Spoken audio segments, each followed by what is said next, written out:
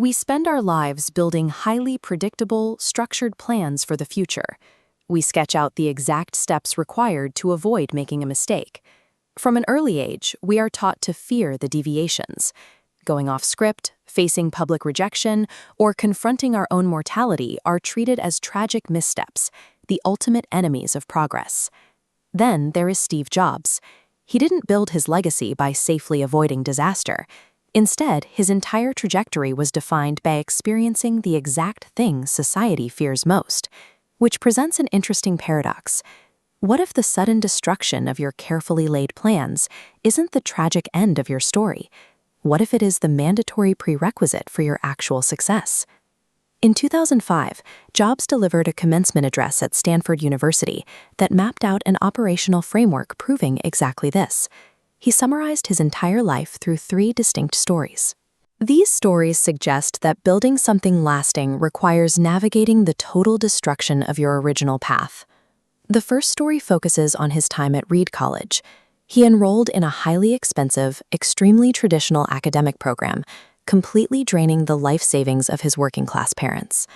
6 months in, seeing absolutely no value in the curriculum, he made the firm decision to abandon this traditional path. He dropped out. He lost his dorm room, slept on friends' floors, and returned Coke bottles for food. Stepping off the conveyor belt granted him a sudden, radical freedom. With no mandatory classes to attend, he followed pure curiosity, dropping in on a course that taught the historic art of calligraphy. Fast forward 10 years. When Jobs and his engineering team were actively designing the first Macintosh computer, he suddenly recalled that college art class.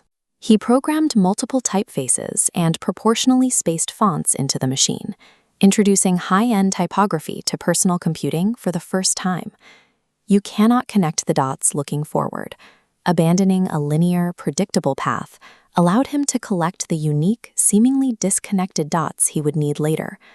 The second story examines the peak of his early career. What started in a garage grew over a single decade into a $2 billion enterprise with thousands of employees. Then came a catastrophic, highly public collapse. Following a bitter dispute with the board of directors, a 30-year-old Jobs was ousted from the very company he had created. After months of feeling like a public failure, a psychological shift occurred.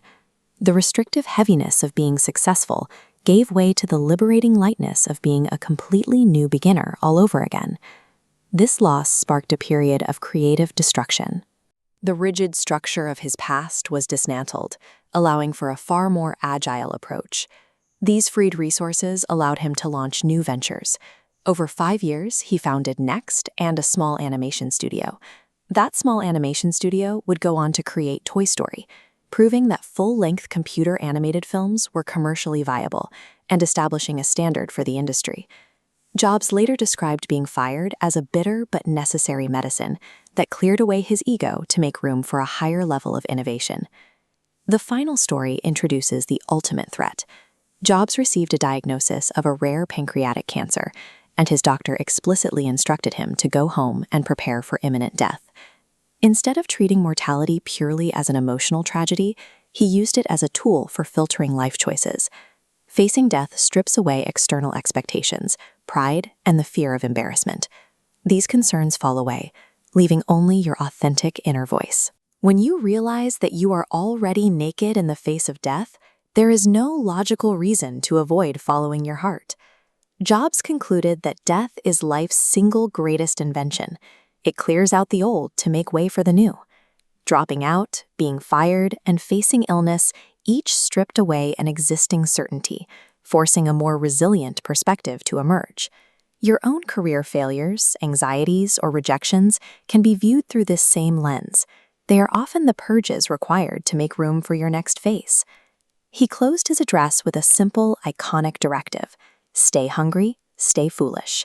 Staying hungry refers to an unyielding appetite for the work you actually love doing, and staying foolish means having the courage to trust your intuition, even when society tells you that your current path is finished. Your time is strictly limited. The only true failure is wasting that time living someone else's life, instead of building upon the destruction of your own.